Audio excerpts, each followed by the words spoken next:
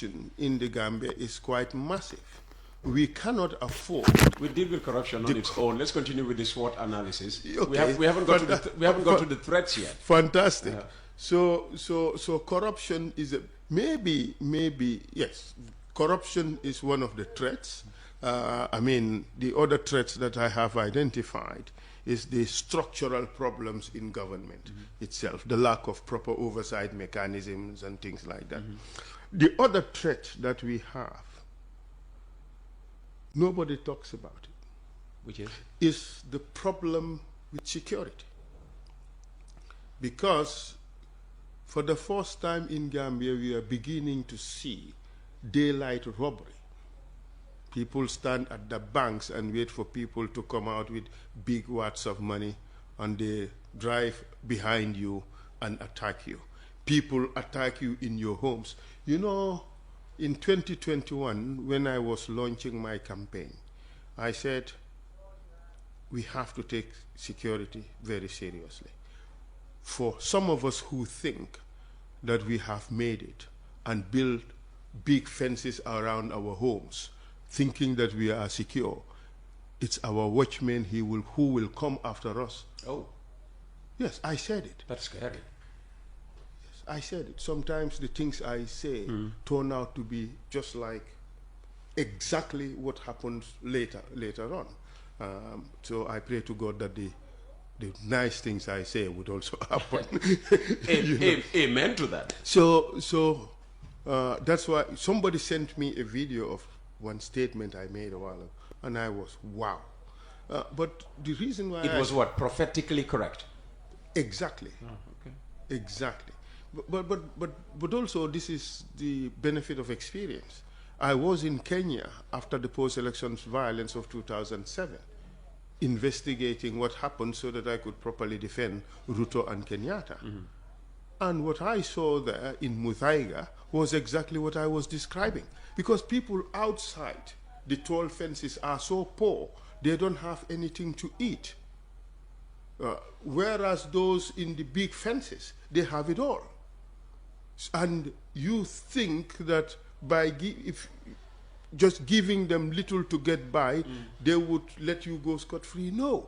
When a problem arises, you would be their first target. Sometimes it shouldn't be as bad as we have seen in this country, but these things do happen. And that's why I always claim that we should have a fairer and more just society, a society in which people should be able to get by, no matter how poor they are. If we do not establish that kind of a society, we'd have a serious problem in Gambia. But back to the threats. Security is going to be a huge problem. And with security, we've been kicking the ball down the road, the can down the road, when it comes to security sector reform. Up to now, our Gambian security forces are kept in limbo. In my book, they are being disrespected because they are being viewed as untrustworthy or incompetent to the extent that we cannot entrust them with the security of the state. Can you imagine almost 9 years of a peacekeeping mission in Gambia when this country is more peaceful than those countries from which the soldiers who are intended to keep the peace in Gambia come from? Gambia is certainly more peaceful than Nigeria.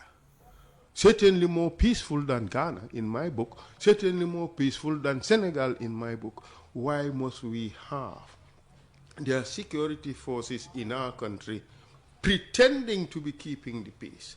The answer has been provided. It's not for the Gambia government to decide when ECOWAS leaves.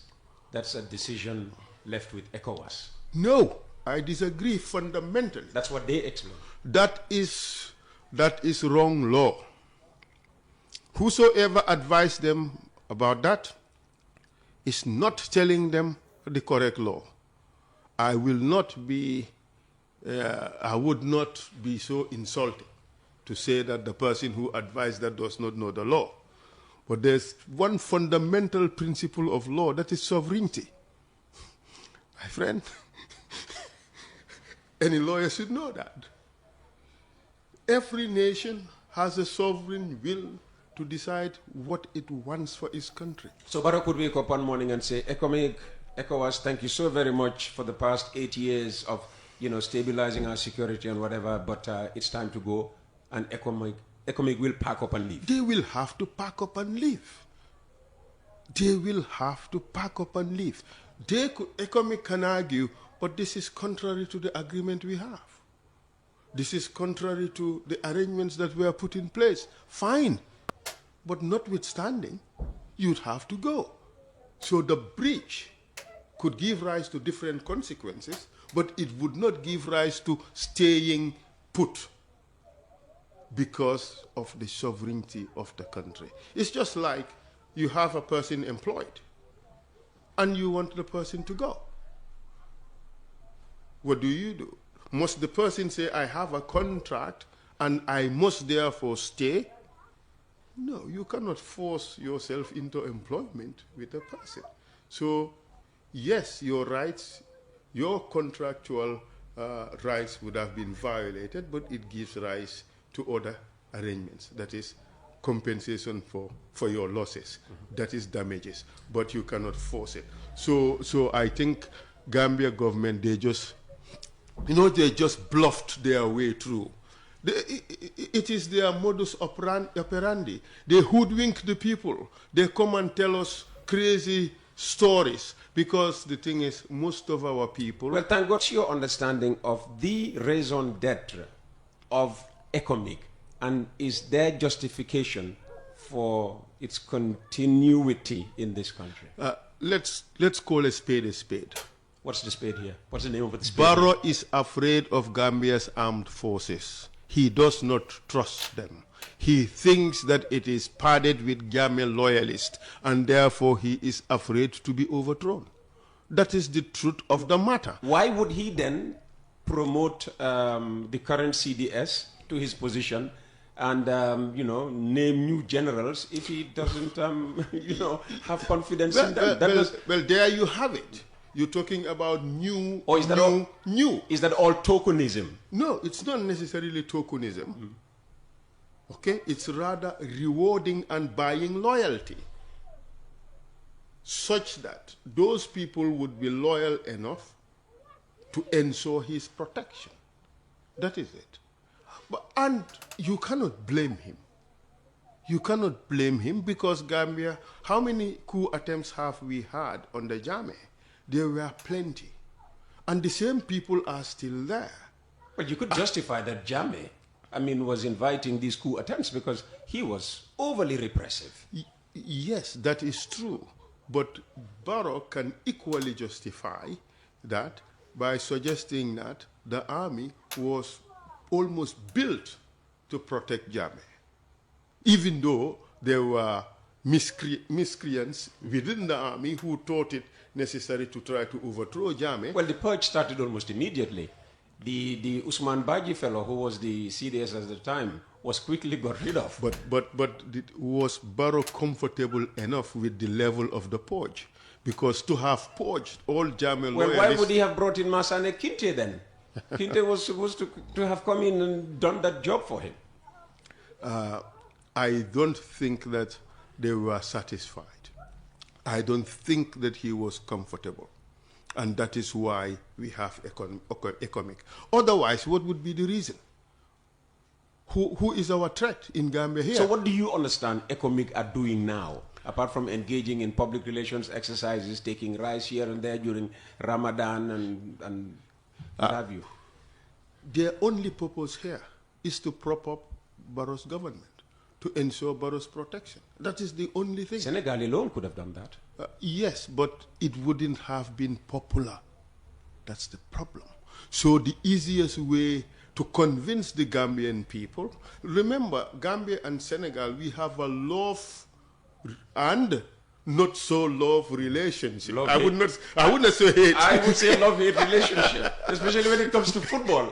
Exactly. But also when it's other things, we are always suspicious of them.